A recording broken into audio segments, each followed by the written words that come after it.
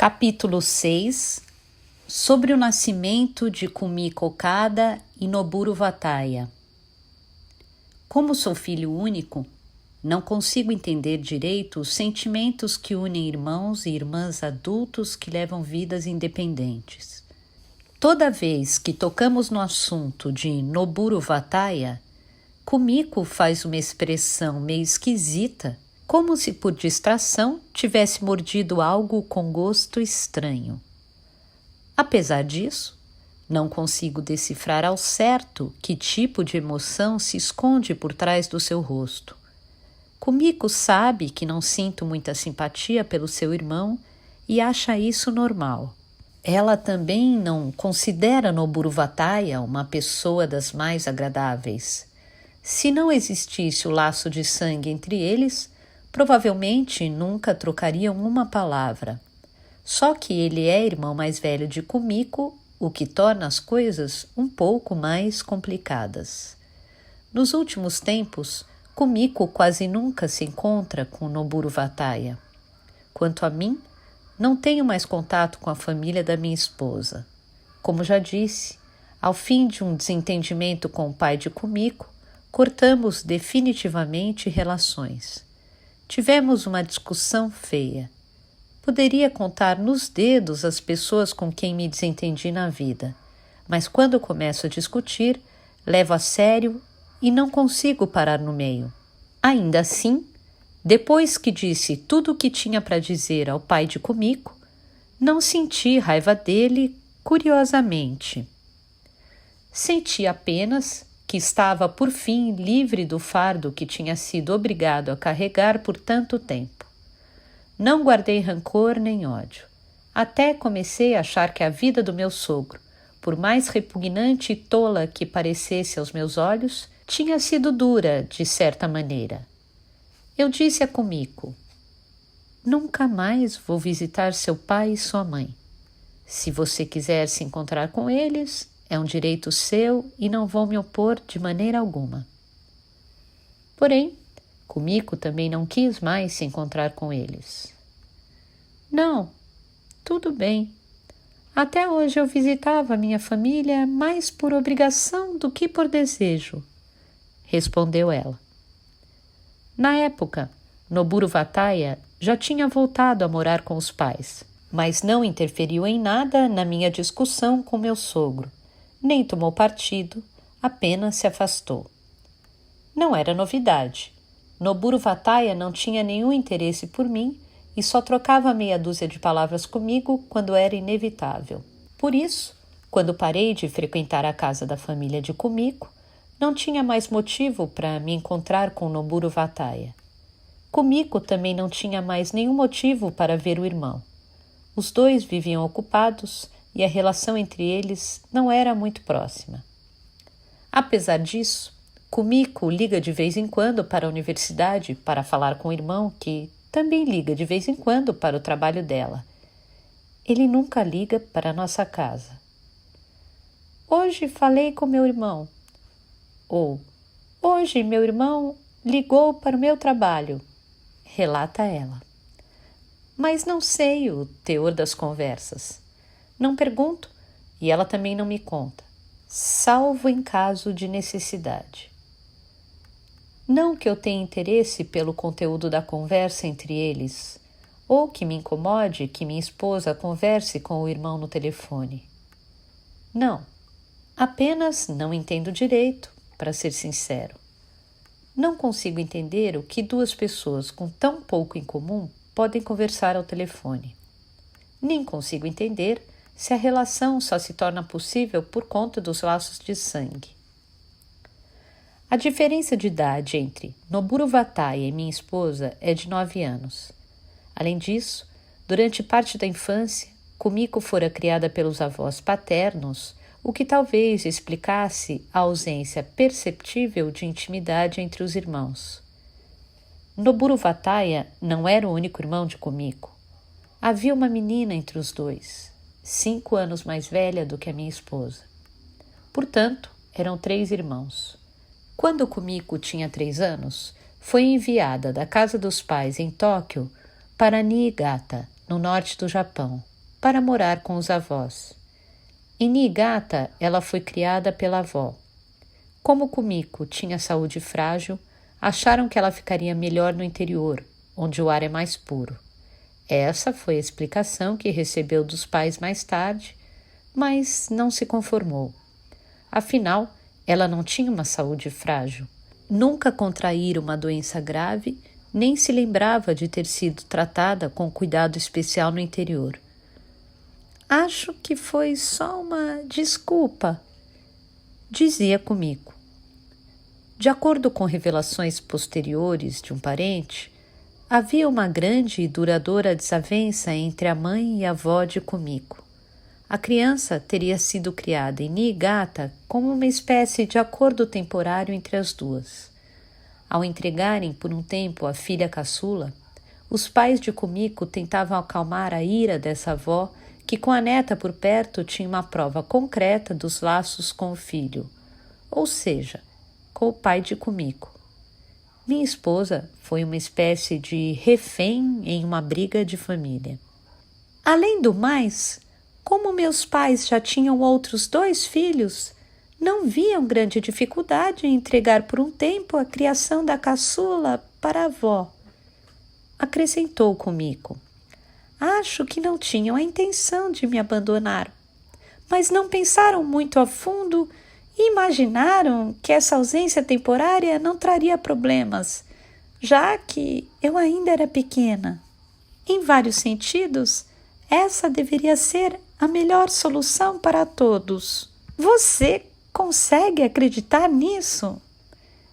Não sei porquê, mas eles não faziam a menor ideia das consequências na época. Não perceberam o terrível trauma que uma criança tão pequena pode sofrer quando passa por uma experiência dessas. Kumiko foi criada pela avó de Niigata dos 3 aos 6 anos. Levava uma vida normal e não era infeliz por lá. Ganhava muito carinho da avó e se sentia mais à vontade nas brincadeiras com os primos que regulavam de idade do que ao lado dos irmãos, bem mais velhos. Foi trazida de volta para Tóquio só quando estava na idade de entrar na escola. Os pais começaram a ficar preocupados com tantos anos de distanciamento e buscaram a filha à força para que não fosse tarde demais. No entanto, em certo sentido, já era tarde demais. Durante algumas semanas, depois que ficou decidido que Kumiko voltaria a Tóquio, a avó ficou extremamente emotiva e alarmada. Ela se recusava a comer e praticamente não dormia. Ora chorava, ora se zangava, ora ficava calada. Em um momento dava um abraço forte e longo em Kumiko, no outro batia com uma régua com tanta força no braço da neta que o deixava inchado. Também xingava a mãe de Kumiko com palavrões e contava quanto ela era má.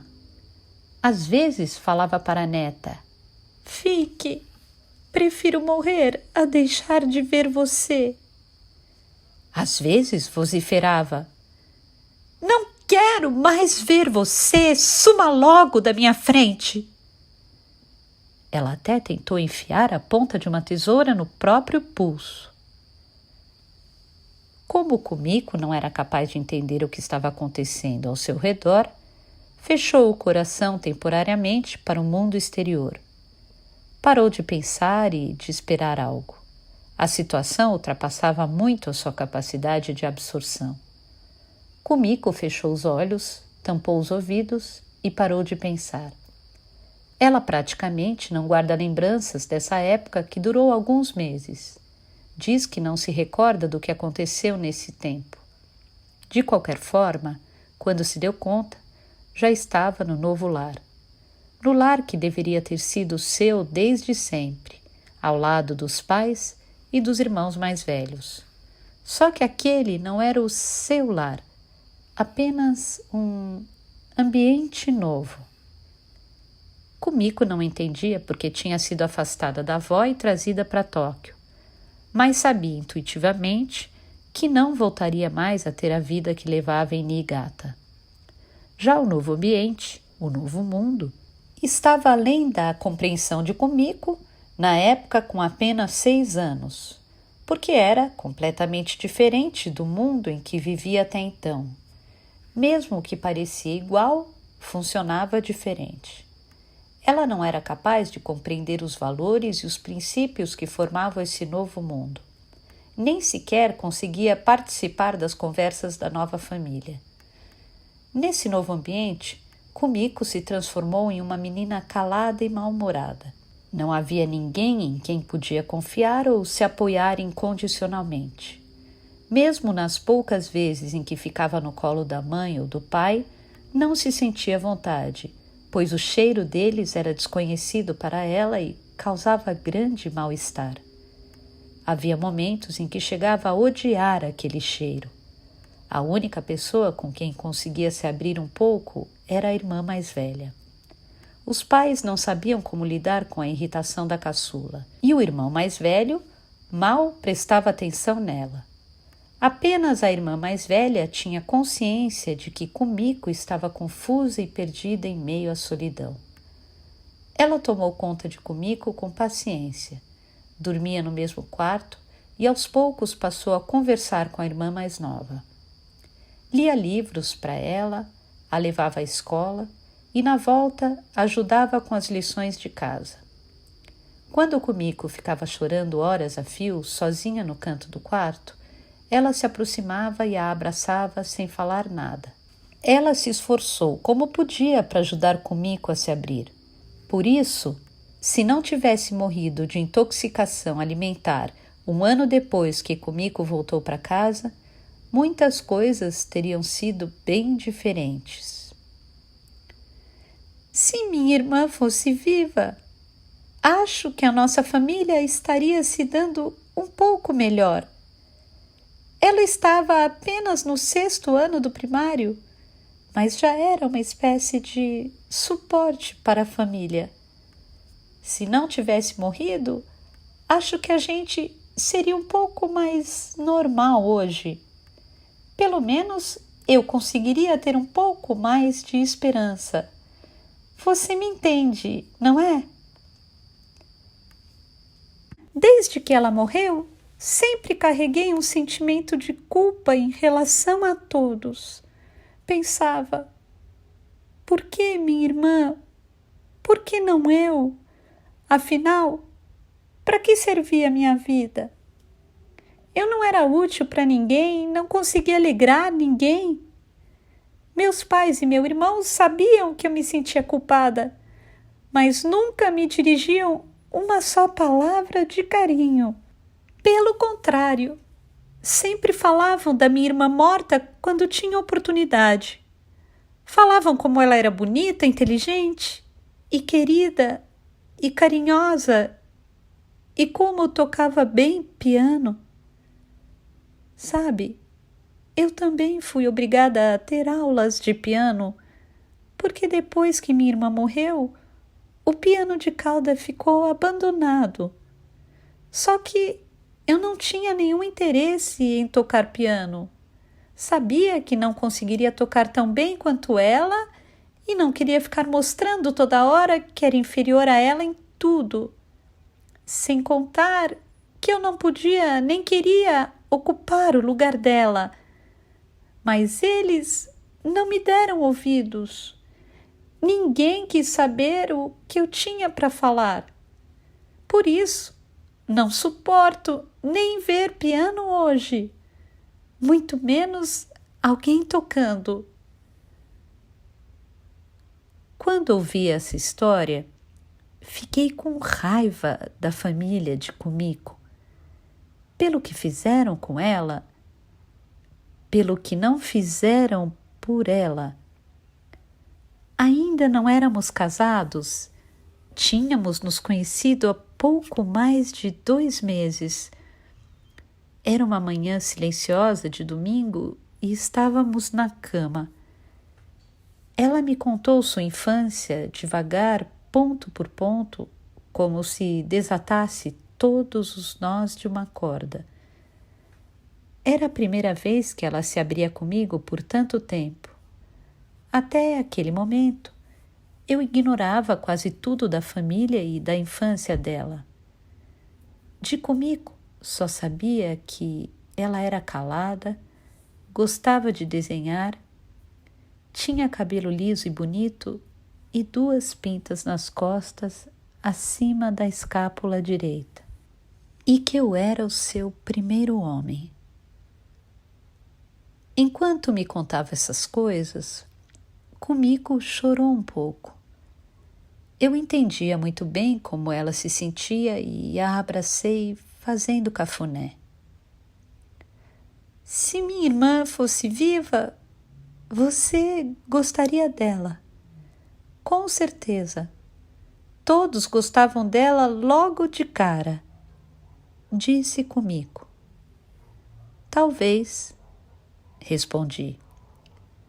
De qualquer forma, eu estou apaixonado por você.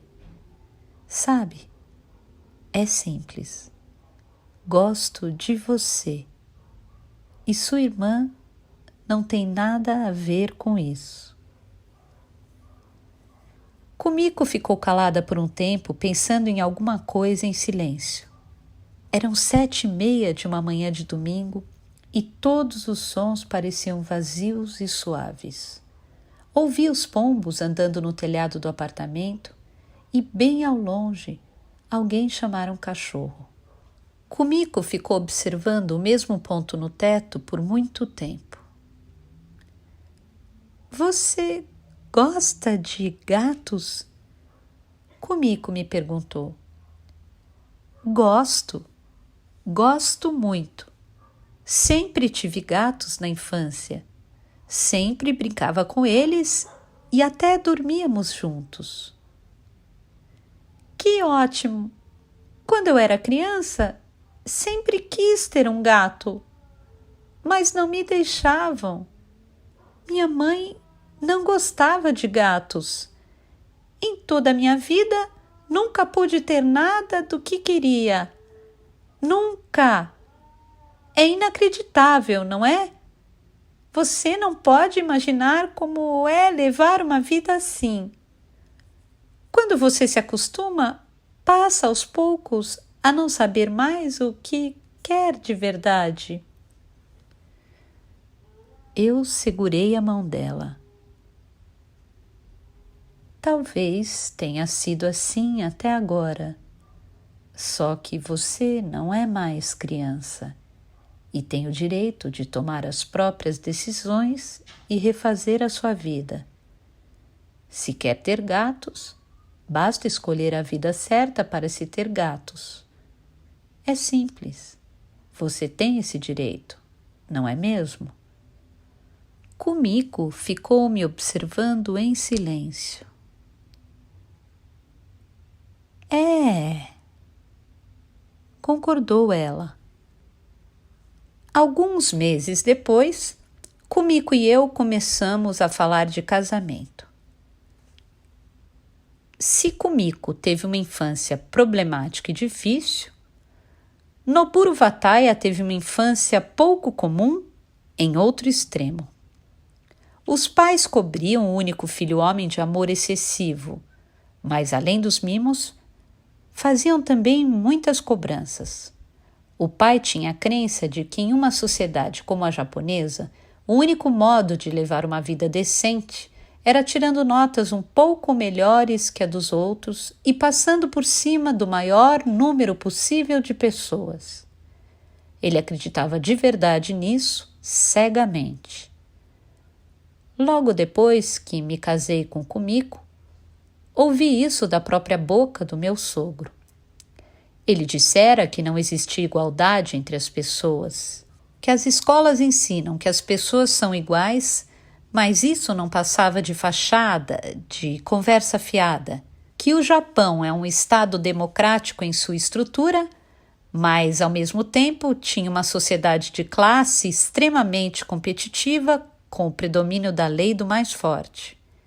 Se você não pertence à elite, não fazia sentido viver no país, já que a única coisa que restava era ser triturado aos poucos pela máquina. Por isso, os japoneses tentavam subir a todo custo, mesmo que só um degrau. Para ele, essa era uma ambição saudável. Se os japoneses perdessem essa ambição, o país estaria fadado à destruição. Eu não fiz nenhuma observação ao ouvir a tese do meu sogro. Afinal, ele não esperava minha opinião, apenas expunha sua crença que não mudaria nunca. Filha de um alto funcionário do governo, a mãe de Kumiko fora criada em um bairro de classe alta de Tóquio sem nunca passar por necessidades e não contava com inteligência nem caráter para confrontar a opinião do marido. A meu ver, ela não tinha nenhuma opinião sobre as coisas além dos limites do que os seus olhos podiam ver. Aliás, ela era bem míope. Quando precisava se posicionar sobre o mundo que ia além da sua visão, sempre pegava emprestada a opinião do marido. Se fizesse só isso, talvez não incomodasse ninguém. Só que ela tinha o defeito da maioria das pessoas como ela. Gostava de ostentar. Como não tinha valores próprios, não conseguia saber direito a sua posição se não pegasse emprestado os critérios e os pontos de vista dos outros. A única coisa que norteava seus pensamentos era: o que as outras pessoas vão pensar de mim? Assim, ela se tornou uma pessoa neurótica e de visão estreita que só pensava na posição do marido dentro do ministério e no nível de educação do filho. Para ela, o que estava fora de sua visão estreita não tinha nenhum significado. Ela exigiu que o filho frequentasse o mais conceituado colégio e a mais conceituada universidade. Estava bem além dos seus limites pensar se o filho teria uma infância feliz ou se formaria uma concepção de vida adequada. Se alguém expressasse, por pouco que seja, alguma dúvida nesse sentido, ela com certeza ficaria enfurecida e entenderia o questionamento como um insulto pessoal sem sentido. Em suma, os pais de Kumiko colocaram na cabeça do pequeno Noburo Vataya a sua filosofia cheia de problemas e a sua visão distorcida de mundo. Todo o interesse dos meus sogros se concentrava no primogênito Noburo Vataya, e eles jamais permitiram que o filho se resignasse a um segundo lugar. Se alguém não consegue ser o primeiro da classe ou da escola, espaços relativamente estreitos, como conseguirá ser o primeiro em um mundo mais amplo? Questionava o pai. Noburo Vataya sempre teve os melhores professores particular e vivia pressionado para estudar. Quando tirava boas notas na escola, ganhava tudo o que pedia como recompensa. Por isso, teve uma infância bastante privilegiada materialmente. No entanto, na fase mais sensível e vulnerável da vida, ele não teve tempo de namorar, nem de se divertir, nem de fazer festas com os amigos. Tinha que dedicar toda a sua força para continuar sendo o primeiro.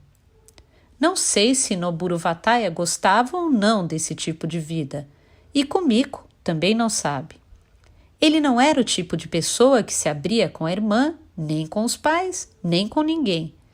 De qualquer maneira, gostando ou não da vida que levava, ele não tinha escolha. Na minha opinião, certo tipo de sistema de pensamento, justamente por ser unilateral e simples, acaba se tornando quase impossível de ser refutado. Em todo caso, ele frequentou um colégio particular de alto nível e cursou economia na Universidade de Tóquio, onde se formou entre os melhores alunos.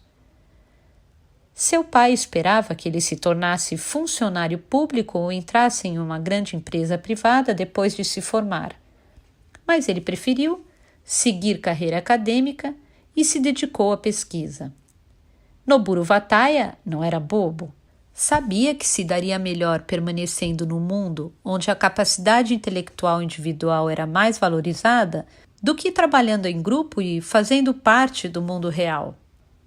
Ele estudou por 2 anos na Universidade Yale e voltou para a Universidade de Tóquio para seguir com a pesquisa. Depois de um tempo, por recomendação dos pais, aceitou conhecer uma moça com quem acabou se casando, ainda que o matrimônio tenha durado apenas 2 anos. Com a separação, voltou a morar na casa dos pais. Quando nos conhecemos, Noburo Vataya já era uma pessoa bem desagradável e estranha. 3 anos atrás, quando estava com 34 anos, ele escreveu e publicou um calhamaço. Era um livro técnico de economia que até comecei a ler, mas, para falar a verdade, não entendi nada. Não entendi uma única página. Mesmo relendo diversas vezes, não consegui entender uma só passagem do texto. Nem sequer era capaz de distinguir se o conteúdo era complexo demais ou se estava mal escrito. De qualquer maneira, o livro fez bastante sucesso entre os especialistas da área. Alguns críticos cobriam a obra de elogios, afirmando que abria caminho para uma economia completamente nova, uma perspectiva radicalmente diferente. Mas também não entendi nada do que os críticos queriam dizer. Até os meios de comunicação passaram a apresentá-lo aos poucos como o herói dos novos tempos. Alguns livros que tentavam interpretar a obra dele foram lançados. As expressões economia sexual e economia excretiva, empregadas no volume, chegaram a se tornar palavras da moda naquele ano. As revistas e os jornais fizeram matérias especiais com ele, com chamadas para o intelectual da nova era. Não acredito que os jornalistas tenham compreendido o conteúdo do estudo. Tenho minhas dúvidas se alguma vez chegaram a abrir o calhamaço. Só que para eles isso não fazia diferença. O que importava era Noburo Vataya, jovem, solteiro e com uma mente brilhante, capaz de escrever um livro difícil e incompreensível. Enfim, ele ficou conhecido publicamente depois de lançar essa obra. Passou a escrever uma espécie de crítica em diversas revistas e atuar como analista de economia e política em programas de TV. Até virou convidado regular de mesas redondas. Ninguém do círculo de Noburo Vataya, incluindo Kumiko e eu, imaginou que ele se adaptaria a um trabalho com tanta exposição como aquele. Todos achavam que ele era retraído e tinha o perfil mais de pesquisador que se interessava apenas por assuntos de sua área. No entanto, uma vez que entrou no mundo da televisão, ele desempenhou seu papel de modo impressionante e surpreendente. Não hesitava nem um pouco no estúdio e até parecia mais relaxado diante da câmera do que diante de pessoas de carne e osso. Atônitos, todos nós observávamos a sua rápida transformação.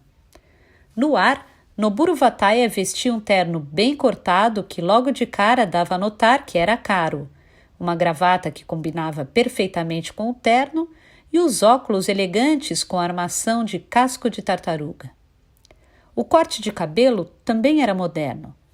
Provavelmente, ele tinha direito a um estilista, pois nunca o vira com roupas assim antes. Porém, ainda que as roupas fossem escolhidas pela emissora de TV ou por um figurinista, a verdade é que aquele estilo lhe caía muito bem, como se ele sempre tivesse seguido aquela tendência. Ao ver aquilo, eu me perguntava, afinal, quem era aquele homem? Onde estava a sua essência? Apesar disso, diante da câmera, ele falava pouco. Quando alguém pedia sua opinião, fazia um comentário conciso, escolhendo palavras comuns e uma lógica simples. Mesmo quando discutiam em voz alta ao seu redor, ele sempre mantinha a calma. Não caía nas provocações, deixava o interlocutor falar à vontade e, na réplica, virava o jogo com apenas uma palavra. Conhecia muito bem a técnica para desarmar debatedores e dar o golpe de misericórdia com um sorriso no rosto e uma voz tranquila. Além disso, na tela da TV, ele inexplicavelmente parecia mais culto e mais confiável do que era na realidade. Não tinha um rosto particularmente bonito, mas era alto e magro e dava a impressão de nobreza. Em suma, Noburo Vataya tinha encontrado na TV seu habitat perfeito. Além disso, fora recebido de braços abertos pela mídia e retribuía na mesma moeda. No entanto, eu não gostava de ler o que ele escrevia, nem de vê-lo no ar. Até admito que Noburo Vataya era perspicaz e talentoso, que conseguia se sobrepor aos debatedores com eficiência em pouco tempo e com poucas palavras. Ele tinha uma intuição quase animal para distinguir a direção do vento, mas quem ouvisse e lesse com cuidado a opinião dele perceberia que faltava consistência aos argumentos. Ele não tinha uma visão aprofundada nem convicções embasadas. Seu mundo era formado por uma combinação complexa de sistemas de pensamentos superficiais que ele mudava e combinava de acordo com a necessidade do momento. A capacidade de transitar por diferentes ideias era evidente, chegava até a ser artística. Só que, para mim, aquilo não passava de um jogo. Se havia algum tipo de consistência na sua opinião, era não ter nunca consistência. E se ele tinha algum tipo de visão de mundo, era não ter nenhuma visão de mundo. Essas ausências, por outro lado, podiam ser consideradas sua marca intelectual. A constante mudança de pontos de vista dos meios de comunicação, que dividiam o tempo em fatias, não exigia consistência, e o fato de ele não carregar esse fardo era seu grande mérito. Como Noburo Vataya não tinha nada a perder, podia concentrar toda a atenção na batalha. Bastava atacar, bastava derrubar o adversário. Nesse sentido, ele era uma espécie de camaleão intelectual que mudava de cor de acordo com o adversário e criava uma lógica eficaz para cada momento, mobilizando todos os tipos de retórica. Basicamente, tomava a maioria de seus argumentos de outro lugar e, em alguns casos, não apresentava nenhum conteúdo em seus discursos. Porém, como sempre tinha uma resposta pronta para tudo, como discorria com habilidade e precisão como se fosse um mágico, era quase impossível apontar na hora a inconsistência de sua fala. Mesmo que alguns debatedores percebessem aquela lógica fraudulenta, o que ele dizia chamava muito mais a atenção das pessoas e parecia muito mais novo do que os argumentos sólidos dos opositores, que podiam ser honestos, mas levavam tempo demais para explicar os pontos principais e, na maioria das vezes, só causavam uma impressão morna nos telespectadores. Eu não fazia a menor ideia de onde Noburo Vataya adquirir essa técnica, mas ele tinha o dom de manipular diretamente a emoção da massa. Estava bem ciente da lógica que mexia com a maioria das pessoas. Para ser exato, nem precisava ser uma lógica, bastava parecer uma lógica. O mais importante era despertar a emoção de quem estava do outro lado da tela. Em certas ocasiões, era capaz de enumerar uma série de palavras que pareciam termos técnicos difíceis, cujo significado correto, naturalmente, quase ninguém sabia. Mesmo nessas horas, conseguia criar um ambiente que sugeria que a culpa não era dele se alguém não entendia isso. Costumava citar estatísticas e mais estatísticas. Sabia de cor todos aqueles números que pareciam bem convincentes. Entretanto, mais tarde, percebia-se que nenhuma vez tinha sido discutida a autenticidade ou a confiabilidade da fonte daqueles dados. Os números, afinal das contas, podem ser manipulados de inúmeras maneiras, dependendo da forma como são citados. Todos sabem disso. Porém, como a estratégia dele era muito sutil, a maioria dos telespectadores não conseguia perceber com facilidade a artimanha. A sutileza da estratégia dele me deixava extremamente aborrecido, ainda que eu não conseguisse explicar com clareza esse aborrecimento aos outros. Eu não conseguia desmontar aquela artimanha com argumentos. Era como lutar boxe com um fantasma. Por mais que eu desferisse socos, só acertava o vazio. Até porque não existia nada parecido com o conteúdo a ser atingido. Fiquei surpreso ao constatar que até pessoas consideravelmente sábias eram convencidas por aquela manipulação, o que, por estranho que pareça, me irritava. E foi assim que Noburo Vataya passou a ser considerado um grande intelectual, como se para a opinião pública a consistência não tivesse muita importância. O que os telespectadores queriam eram discussões acaloradas, derramamento de sangue. Nesse contexto, pouco importava se alguém falasse algo na segunda-feira e se contradissesse completamente na quinta. Meu primeiro encontro com Noburo Vataya ocorreu quando Kumiko e eu decidimos nos casar. Antes de conhecer o pai dela, resolvi ter uma conversa com o irmão. Como regulava de idade com ele, imaginei que Noburo Vataya poderia me facilitar as coisas com o pai. Acho que é melhor você não contar muito com ele, comentou Kumiko, meio que sem jeito. Não sei como explicar, mas ele não é do tipo que faz essas coisas. Uma hora ou outra teremos que nos conhecer, objetei. Bem, é verdade. Então, posso me encontrar e conversar com ele antes. Caso contrário, nunca saberemos.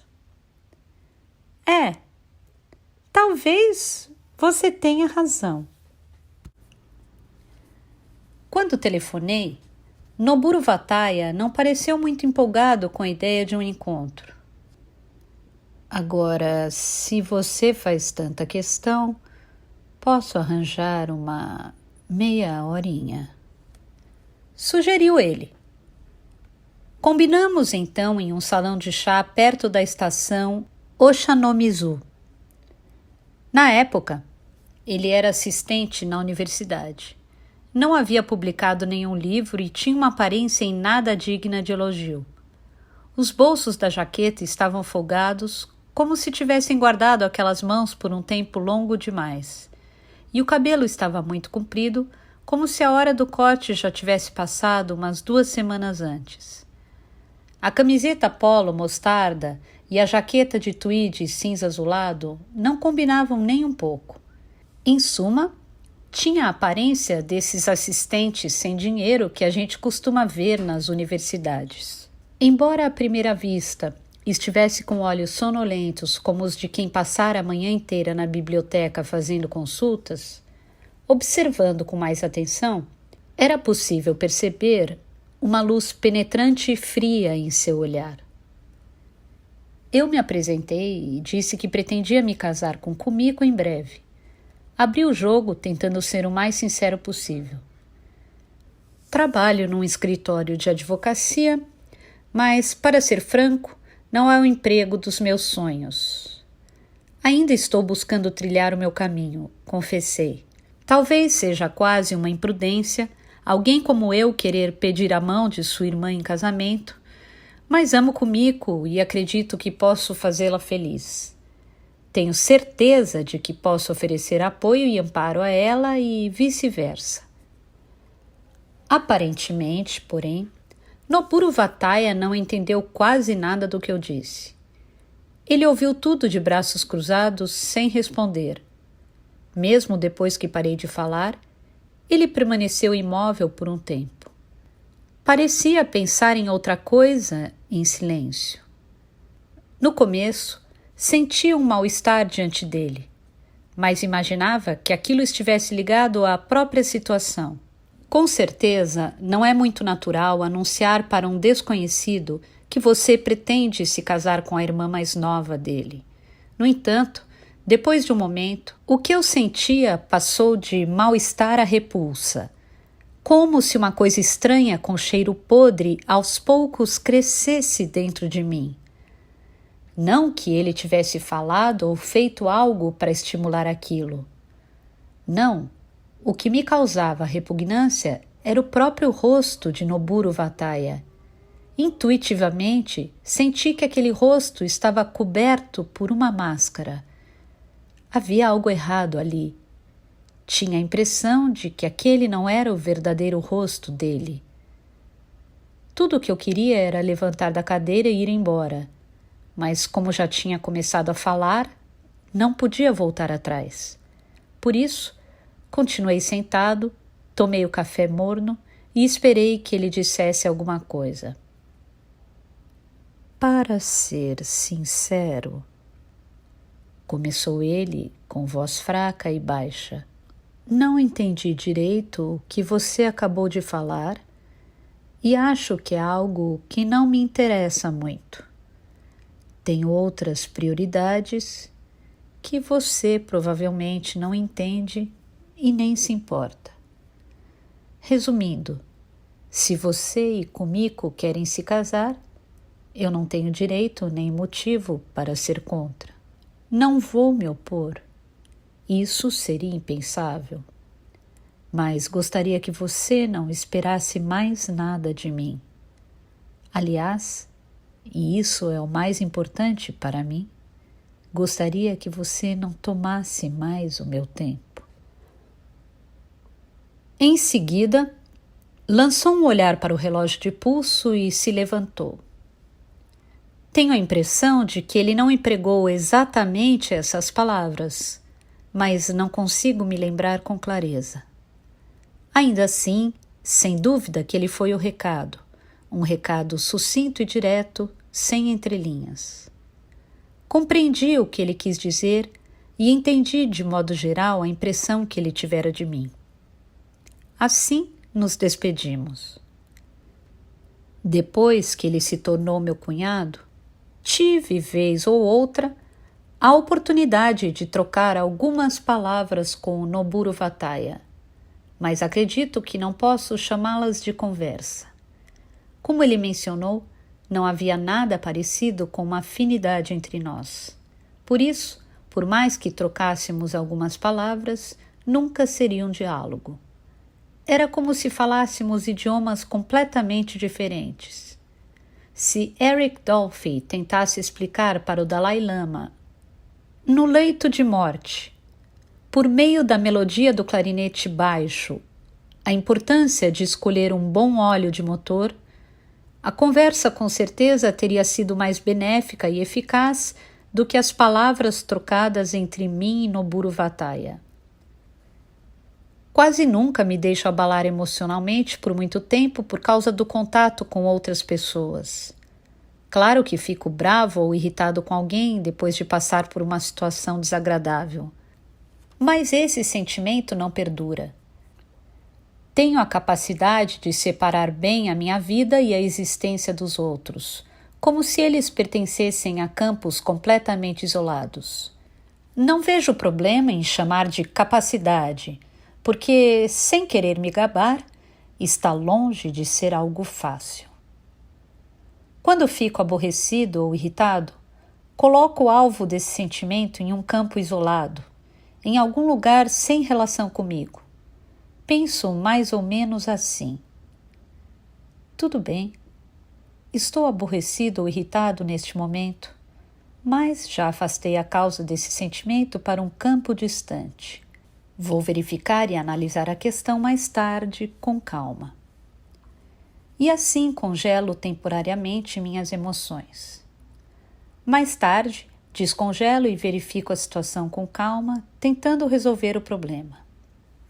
Às vezes, mesmo nessas horas, me deixo abalar emocionalmente, mas isso é uma exceção. Depois de certo tempo, a maioria das coisas se torna inofensiva e menos tóxica, de modo que cedo ou tarde acabo me esquecendo delas. Ao longo de boa parte da minha vida, consegui evitar muitos problemas desnecessários e manter meu mundo relativamente estável, utilizando esse sistema de processamento de emoções. E tinha considerável orgulho por ter elaborado um sistema tão eficaz. Só que esse sistema não funcionava nem um pouco com o Noburo Vataya. Eu não conseguia isolar Noburo Vataya em algum lugar sem relação comigo. Já ele me isolava rapidamente em algum lugar sem relação com ele, o que me deixava bem irritado. O pai de Kumiko era arrogante e desagradável, e não passava de um tacanho de visão estreita que vivia cego e preso à sua crença simplista. Por isso, consegui me esquecer completamente dele. Noburo Vataya não era assim. Ele tinha plena consciência de quem era e provavelmente, até certo ponto, tinha compreendido quem eu era de maneira acertada. Se quisesse, poderia me aniquilar por completo. E só não fazia isso porque não tinha nenhum interesse por mim. Para ele, eu era um insignificante que não valia a pena aniquilar, mera perda de tempo e energia. Acho que por isso, Noburo Vataya me deixava irritado. No fundo, era um infame, um egoísta sem conteúdo, mas visivelmente mais competente do que eu. Depois do nosso encontro, carreguei durante um tempo uma sensação bastante desagradável, como se tivessem me enfiado goela abaixo um inseto asqueroso. Eu tinha expelido o inseto, mas a sensação ainda permanecia na boca. Continuei pensando em Noburo Vataya por dias a fio. Mesmo que tentasse afastar aquela visão, ela não saía da minha mente. Fui ao concerto, ao cinema e até a um jogo de beisebol com os colegas do trabalho. Bebi e li o romance que tanto queria e esperava ansioso. Só que Noburo Vataya continuava presente, de braços cruzados, lançando para mim aqueles olhos agourentos e pantanosos. Ele me deixava irritado e abalado. Depois que encontrei Noburo Vataya, Kumiko me perguntou o que tinha achado dele. Não consegui contar minhas impressões com sinceridade. Queria perguntar a Kumiko sobre a evidente máscara que seu irmão usava e sobre algo pouco natural e distorcido que com certeza estava oculto por trás dela. Queria falar com sinceridade sobre minha repulsa e meu desconforto, mas resolvi silenciar. Por mais que tentasse, imaginei que não conseguiria explicar direito, e sem uma boa explicação, não havia motivo para comentar nada com ela. Como dizer? Ele é meio estranho. Comecei. Tentei acrescentar algo adequado, mas nada me veio à mente. Kumiko também não fez mais perguntas, apenas assentiu em silêncio.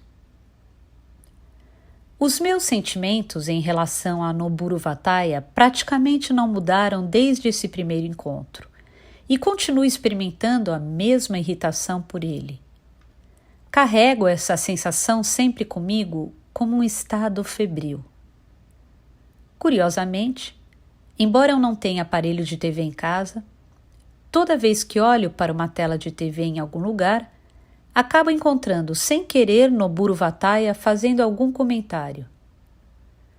Toda vez que folheio alguma revista na sala de espera de algum lugar, acabo encontrando sem querer a foto de Noburo Vataya e o texto escrito por ele. Como se Noburo Vataya me esperasse em todas as esquinas do mundo. Tudo bem, devo admitir com sinceridade. Eu odiava Noburo Vataya.